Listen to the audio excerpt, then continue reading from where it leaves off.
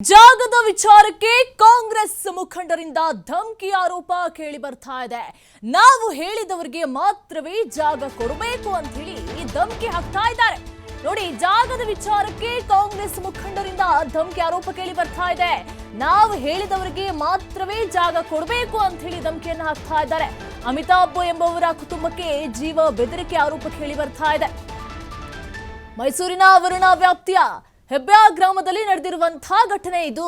ಕೈ ಮುಖಂಡ ರಾಜು ಹಾಗೂ ಆತನ ಆಪ್ತರ ವಿರುದ್ಧ ಆರೋಪ ಕೇಳಿ ಬರ್ತಾ ಇದೆ. ಎಫ್ಐಆರ್ ಆದ್ರೂ ರಾಜು ಹಾಗೂ ಆತನ ಆಪ್ತರಿಂದ ಜೀವ ಬೆದರಿಕೆ ಬರ್ತಾ ಇದೆ. ನಾವು ಹೇಳಿದವರಿಗೆ ಮಾತ್ರ ಜಾಗವನ್ನ ಕೊಡಬೇಕು, ನೀವು ಜಾಗದ ವಿಚಾರಕ್ಕೆ ಕೈ ಮುಖಂಡರಿಂದ ಧಮಕಿ ಆಗ್ತಾ ಇದೆ. ನಾವು ರಾಜಕಾರಣದಲ್ಲಿ ಇದೀವಿ, ನಮ್ ಕಡೆ ರಾಜಕೀಯ ಬಲ ಇದೆ ಅಂದ ತಕ್ಷಣ ಏನು ಬೇಕಾದ್ರೂ ಮಾಡಬಹುದು ಅಂತ ಹೇಳಿ ಅಂದ್ಕೊಂಡಿರ್ಬೋದು ಮೋಸ್ಟ್ಲಿ.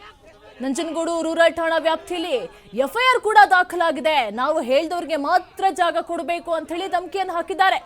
ಒಪ್ಪದ ಹಿನ್ನೆಲೆ ಮನೆಗೆ ನುಗ್ಗಿ ಹಲ್ಲೆಗೆ ಯತ್ನಿಸಿದ್ದಾರೆ ಅಂತ ಆರೋಪ ಕೂಡ ಕೇಳಿ ಬರ್ತಾ ಇದೆ.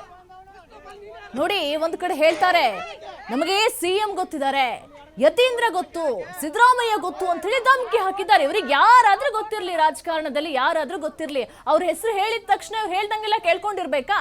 ಮನೆಗೆ ನುಗ್ಗಿ ಹಲ್ಲೆ ಕೂಡ ಮಾಡಿದ್ದಾರೆ. ವರುಣಾ ವ್ಯಾಪ್ತಿಯ ಹೆಬ್ಬಾ ಗ್ರಾಮದಲ್ಲಿ ನಡೆದಿರುವಂತಹ ಘಟನೆ ಇದು. ರಾತ್ರಿ ವೇಳೆ ಮನೆಗೆ ಕಲ್ಲನ್ನ ಹೊಡೆಸಿ ಹಲ್ಲೆಗೆ ಯತ್ನಿಸಿದ್ದಾರೆ ಅಂತ ಆರೋಪ ಕೂಡ ಕೇಳಿ ಬರ್ತಾ ಇದೆ. ತಹಶೀಲ್ದಾರ್, ಎಸ್ಪಿ ಗಮನಕ್ಕೆ ತಂದ್ರೂ ಕೂಡ ಯಾವುದೇ ಪ್ರಯೋಜನ ಇಲ್ಲ. ನೋಡಿ, ತಹಶೀಲ್ದಾರ್ ಗಮನಕ್ಕೂ ತಂದಿದ್ದಾರೆ, ಎಸ್ಪಿ ಗಮನಕ್ಕೂ ತಂದಿದ್ದಾರೆ, ಆದ್ರೂ ಕೂಡ ಅವರು ತೊಟ್ಟಿಕ್ ಪಿಟಿಕ್ ಅಂತ ಇಲ್ಲ. ಅವರು ಕೂಡ ಏನಾದ್ರೂ ಹೆದರ್ಕೊಂಡು ಕುತ್ಕೊಂಡಿದ್ದಾರಾ? ಈ ತರ ಬೆದರಿಕೆಯನ್ನು ಹಾಕ್ತಾ ಇದ್ದಾರೆ. ನನಗೆ ಯತೀಂದ್ರ ಗೊತ್ತು, ನನಗೆ ಸಿದ್ದರಾಮಯ್ಯ ಗೊತ್ತು, ಅವ್ರಿಗೆ ಹೇಳ್ಬಿಡ್ತಾನೆ, ಅಥವಾ ನಾವು ಹೇಳಿದವ್ರಿಗೆ ಮಾತ್ರ ನೀವು ಜಾಗ ಕೊಡ್ಬೇಕು ಅಂತ ಹೇಳ್ತಾ ಇದ್ದಾರೆ. ಮೈಸೂರಿನ ವರುಣಾ ವ್ಯಾಪ್ತಿಯ ಹೆಬ್ಬಾ ಗ್ರಾಮದಲ್ಲಿ ನಡೆದಿರುವಂತಹ ಘಟನೆ ಇದು. ನಮಗೆ ಸಮಸ್ಯೆ ತಪ್ತಾ ಇಲ್ಲ ಅಂತ ಹೇಳಿ ಕುಟುಂಬಸ್ಥರು ಅಳಲನ್ನ ತೋಡ್ಕೊಳ್ತಾ ಇದ್ದಾರೆ. ಆದ್ರೂ ಕೂಡ ಯಾರೇ ಅಧಿಕಾರಿಗಳಿಗೆ ದೂರನ್ನ ನೀಡಿದ್ರು ಕೂಡ ಏನು ಪ್ರಯೋಜನ ಆಗ್ತಾ ಇಲ್ಲ. ಒಟ್ನಲ್ಲಿ ರಾಜಕೀಯದ ಬೆಂಬಲ ಇದೆ, ಕೈ ನಾಯಕರು ನಮಗೆ ಬೆಂಬಲವನ್ನ ಸೂಚಿಸ್ತಾರೆ, ನಾವ್ ಏನ್ ಮಾಡಿದ್ರು ಸರಿ, ಈಗ ನಾವು ಯಾವ ಜಾಗವನ್ನು ಬೇಕಾದ್ರೂ ವಶಪಡಿಸ್ಕೊಳ್ಬಹುದು.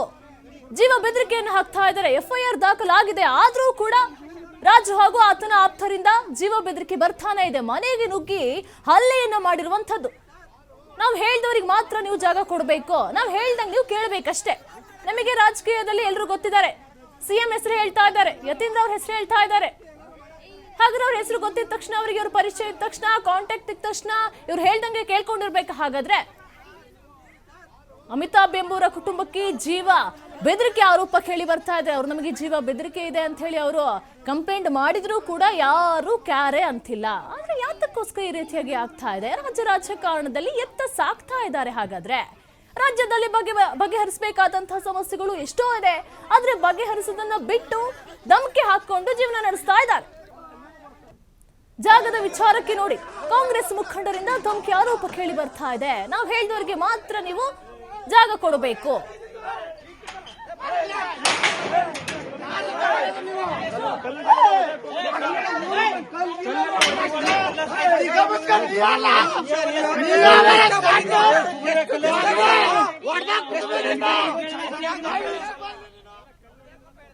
ಇದ್ರ ಬಗ್ಗೆ ಹೆಚ್ಚಿನ ಮಾಹಿತಿ ಕೊಡ್ತಾರೆ ನಮ್ಮ ಪ್ರತಿನಿಧಿ ಪುನೀತ್. ಜಾಗದ ವಿಚಾರಕ್ಕೆ ಕಾಂಗ್ರೆಸ್ ಮುಖಂಡರಿಂದ ಧಮಕಿ ಆರೋಪ ಕೇಳಿ ಬರ್ತಾ ಇದೆ. ನಾವು ಹೇಳಿದವ್ರಿಗೆ ಮಾತ್ರ ನೀವು ಜಾಗವನ್ನ ಕೊಡಬೇಕು, ನಮಗೆ ಸಿಎಂ ಗೊತ್ತಿದ್ದಾರೆ, ಯತೀಂದ್ರ ಗೊತ್ತಿದ್ದಾರೆ ಅಂತ ಹೇಳಿ ಹೇಳಿಕೆಯನ್ನ ಕೊಡ್ತಾ ಇದ್ದಾರೆ. ಏನ್ ಕಥೆ ಅಂತ, ಏನ್ ಸ್ಟೋರಿ ಇದು? ಇದು ದಬ್ಬಾಳಿಕೊಂಡಿರ್ತಕ್ಕಂಥದ್ದು, ಜೊತೆಗೆ ಆ ಕಾಂಗ್ರೆಸ್ ಮುಖಂಡನಿಂದಲೇ ಈ ಒಂದು ಧಮಕಿ ಆರೋಪ ಈಗ ಕೇಳಿ ಬಂದಿರತಕ್ಕಂಥದ್ದು. ಅದರಲ್ಲೂ ಕೂಡ ಮುಖ್ಯಮಂತ್ರಿಗಳ ತವರು ಕ್ಷೇತ್ರ ಏನಿದೆ, ವರುಣಾ ಕ್ಷೇತ್ರದ ವ್ಯಾಪ್ತಿಯಲ್ಲಿ ಬರ್ತಕ್ಕಂಥ ಹೆಬ್ಬ್ಯಾ ಗ್ರಾಮದಲ್ಲಿ ಒಂದು ಘಟನೆ ನಡೆದಿರ್ತಕ್ಕಂಥದ್ದು. ಕಾಂಗ್ರೆಸ್ ಮುಖಂಡ ರಾಜು ಅಂತಕ್ಕಂಥ ವ್ಯಕ್ತಿ ಜೀವ ಬೆದರಿಕೆಯನ್ನ ಹಾಕಿದ್ದಾರೆ ಅಂತ ಹೇಳಿ ಈಗ ದೂರು ದಾಖಲಾಗಿರ್ತಕ್ಕಂಥದ್ದು. ಆದ್ರೆ ಇಲ್ಲಿ ಆತನ ಮೇಲೆ ಎಫ್ಐಆರ್ ಆದ್ರೂ ಕೂಡ ರಾಜು ಇರ್ಬೋದು, ಅವರ ಆಪ್ತರಿಂದ ಈಗ ಜೀವ ಬೆದರಿಕೆ ಇದೆ ಅಂತ ಹೇಳಿ ಈಗ ಮತ್ತೆ ದೂರು ಕೂಡ ದಾಖಲಾಗಿರ್ತಕ್ಕಂಥದ್ದು. ನಂಜನಗೂಡು ಗ್ರಾಮಾಂತರ ಪೊಲೀಸ್ ಠಾಣೆಯಲ್ಲಿ ಈ ಒಂದು ಎಫ್ಐಆರ್ ದಾಖಲಾಗೋದ್ರ ಜೊತೆಗೆ ಅಮಿತಾಬ್ ಅಂತಕ್ಕಂಥ ಕುಟುಂಬಕ್ಕೆ ಜೀವ ಬೆದರಿಕೆ ಇದೆ ಅನ್ನೋ ಒಂದು ಆರೋಪಕ್ಕೆ ಸಂಬಂಧಪಟ್ಟಂತೆ ಈಗ ದೂರು ದಾಖಲಾಗಿದೆ. ಈ ಒಬ್ಬ ಏನು ರಾಜು ಅಂತಕ್ಕಂಥ ವ್ಯಕ್ತಿ ಏನಿದ್ದಾನೆ, ಈತ ತಮಗೆ ಮುಖ್ಯಮಂತ್ರಿ ಗೊತ್ತಿದ್ದಾರೆ, ಯತೀಂದ್ರ ಸಿದ್ದರಾಮಯ್ಯನವರು ಗೊತ್ತಿದ್ದಾರೆ, ನಾವು ಹೇಳಿದವ್ರಿಗೆ ಜಾಗವನ್ನ ಕೊಡ್ಬೇಕು ಅಂತ ಹೇಳಿ ಧಮಕಿಯನ್ನ ಹಾಕ್ತಕ್ಕಂಥದ್ದು, ಆವಾಜನ್ನ ಹಾಕ್ತಕ್ಕಂಥ ಒಂದು ಕೆಲಸವನ್ನ ಮಾಡ್ಲಾಗಿರ್ತಕ್ಕಂಥದ್ದು. ಜೊತೆಗೆ ಅವರ ಒಂದು ಧಮಕಿ ಏನಿದೆ ಅದಕ್ಕೆ ಒಪ್ಪದೇ ಇರತಕ್ಕಂಥ ಒಂದು ಹಿನ್ನೆಲೆಯಲ್ಲಿ ಅವ್ರ ಮನೆಗೆ ನುಗ್ಗಿ ಅವ್ರಿಗೆ ಹಲ್ಲೆಗೆ ಯತ್ನ ಮಾಡಿರ್ತಕ್ಕಂಥ ಒಂದು ಘಟನೆ ಕೂಡ ನಡೆದಿರ್ತಕ್ಕಂಥದ್ದು. ಇನ್ನು ರಾತ್ರಿ ವೇಳೆ ಮನೆಗೆ ಕಲ್ಲನ್ನ ಹೊಡಿತಾ ಇದ್ದಾರೆ ಅಂತ ಹೇಳಿ ಈಗ ನೊಂದಂತಹ ಕುಟುಂಬ ಈಗ ದೂರನ್ನ ನೀಡೋದ್ರ ಜೊತೆಗೆ ತಮ್ಮ ಅಳಲನ್ನ ತೋಡಿಕೊಳ್ತಾ ಇರತಕ್ಕಂಥ ಘಟನೆ ಕೂಡ ಆಗಿರ್ತಕ್ಕಂಥದ್ದು. ಈಗಾಗಲೇ ತಹಸೀಲ್ದಾರ್ ಇರಬಹುದು, ಜೊತೆಗೆ SP ಎಲ್ಲರ ಗಮನಕ್ಕೂ ಕೂಡ ತಂದಿದ್ದಾರೆ. ಆದ್ರೆ ಇಲ್ಲಿ ಯಾವುದೇ ರೀತಿಯಾದಂತಹ ಅವರ ಸಮಸ್ಯೆ ಬಗೆಹರಿತಾ ಇಲ್ಲ. ಯಾಕೆಂತ ಹೇಳಿದ್ರೆ ಈ ಒಂದು ಸಮಸ್ಯೆ ಬಗೆಹರಿತಾ ಇಲ್ಲ ಅಂತ ಹೇಳಿದ್ರೆ ಇಲ್ಲೆಲ್ಲ ಒಂದು ಕಡೆ ಆತ ಹೇಳಿಕೊಂಡಿರೋ ರೀತಿನಲ್ಲೇ, ಅಂದ್ರೆ ತಮಗೆ ಮುಖ್ಯಮಂತ್ರಿಗಳು ಗೊತ್ತು, ಸಿದ್ದರಾಮಯ್ಯನವ್ರು ಗೊತ್ತು ಅಂತಕ್ಕಂಥ ಮಾತೇನಿದೆ, ಇದೆಲ್ಲ ಪ್ರಭಾವವನ್ನು ಕೂಡ ಬಳಸ್ತಾ ಇದ್ದಾರೇನೋ ಅನ್ನೋ ಒಂದು ವಾತಾವರಣ ಇಲ್ಲಿ ಕಂಡು ಬರ್ತಾ ಇರತಕ್ಕಂಥದ್ದು. ಹೀಗಾಗಿ ಇದಕ್ಕೆಲ್ಲದಕ್ಕೂ ಕೂಡ ಪೊಲೀಸರೇ ಈ ಒಂದು ಸಮಸ್ಯೆಯನ್ನ ನಿವಾರಿಸುವಂತ ಒಂದು ಕೆಲಸಕ್ಕೆ ಮುಂದಾಗಬೇಕಾಗಿದೆ. ಇಲ್ಲಿ ರಾಜು ಅಂತಕ್ಕಂಥ ವ್ಯಕ್ತಿ ಮಾಡ್ತಾ ಇರತಕ್ಕಂಥ ಧಮಕಿ ಇದೆ, ಇದಕ್ಕೆ ತಕ್ಕಂತೆ ಪೊಲೀಸರು ತನಿಖೆಯನ್ನು ಮಾಡಬೇಕಾದಂತಹ ಅಗತ್ಯತೆ ಇರತಕ್ಕಂಥದ್ದು ಈಗ ನಿರೀಕ್ಷೆ. ಓಕೆ, ಥ್ಯಾಂಕ್ ಯು ಪುನೀತ್ ನಿಮ್ಮೆಲ್ಲ ಮಾಹಿತಿಗಾಗಿ. 4 ಜನ ಮುಂದೆ 10 ಜನ